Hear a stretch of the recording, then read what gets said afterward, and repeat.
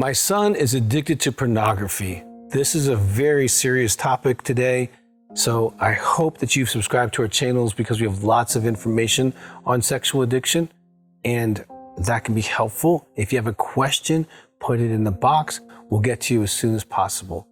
When you find out that your son actually has an addiction to pornography, and we're going to break this conversation into two categories. Let's say underage or still living at home, and when they're not living at home.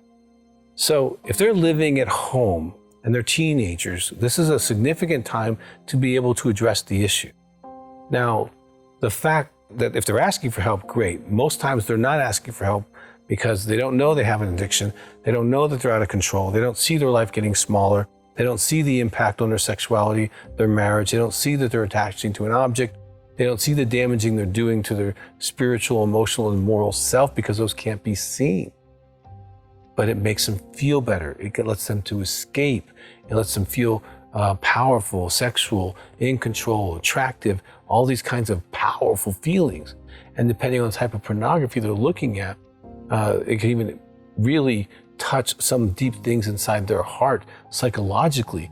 If they're feeling neglected or unwanted and they're getting these things of feeling wanted and attracted through their sexual addiction, it can be hugely addictive.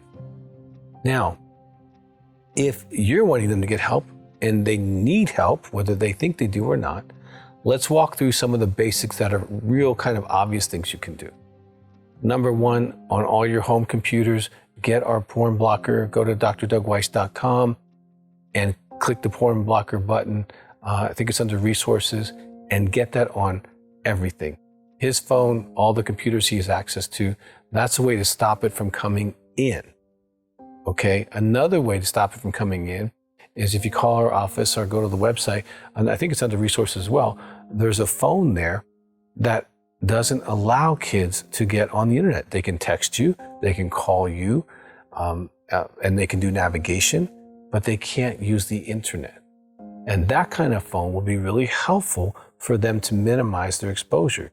Now, if their computer's in their bedroom, get it out of their bedroom. Let the computer be in the living room. Or if it's a laptop, you take the laptop when they come home and they get it to do homework, and you put it away. And you put it away in a safe place that they can't get to. You have some parents even locked it down. I mean, this is a very serious thing. Also, look at the apps on their phone. If they don't have the phone I just talked about, then they have access to the internet through their apps, and they can be using the apps.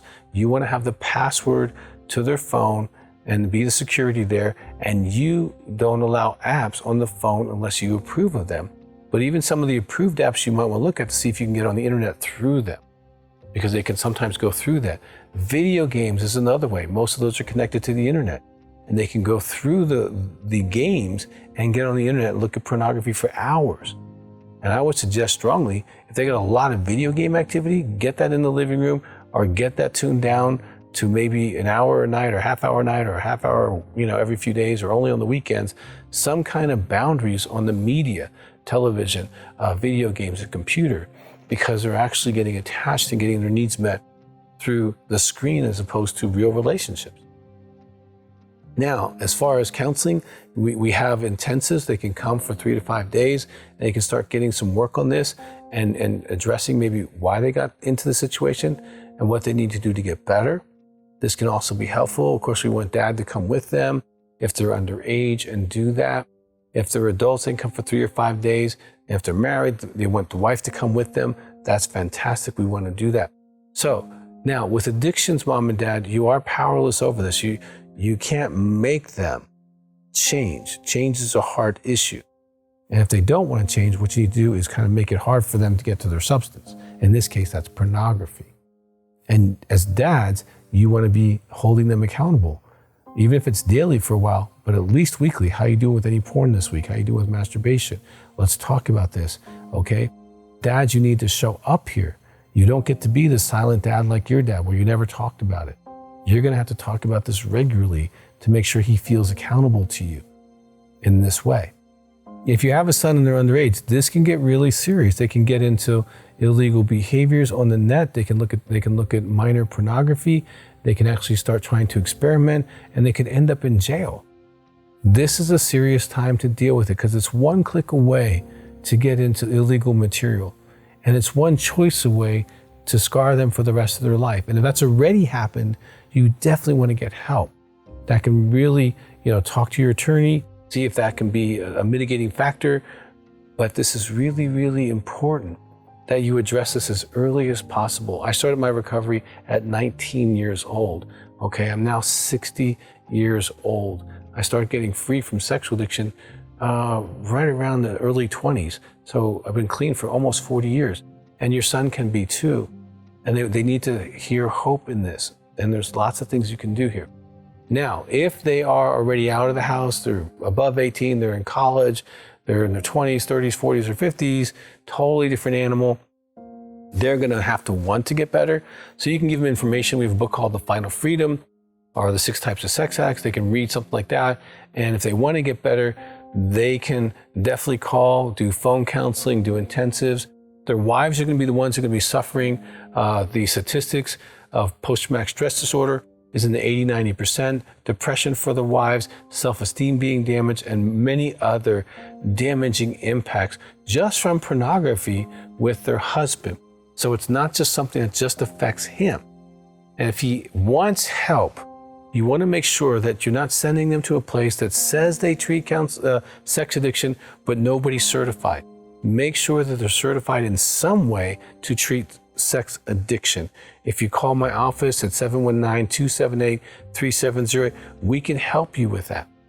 And there is hope. I want to, before we leave this segment, let you know that I've seen thousands of men get well, and almost all of them started at 12, 13, 14 years old. So you are saving your son so much wear and tear if you get to it younger. And even if he's 30 or 40 years old, if you can get him the right information, he and his family can actually get through this, and he can get well, and he can become an incredible man. This is so important. I'm glad as a mom or a dad, you're reaching out to get more information on this. We have lots of YouTube videos you can watch and they can watch. And if they need financial support, even if they're young adults, it is so worth it if they are motivated to get better. If they're not motivated to get better, then as an adult, they're going to have to suffer those consequences until they are motivated to get better. But the fact that you're reaching out says you love your son and you want them to get better and you want them to get healed. If we can be of any service to you, let us know.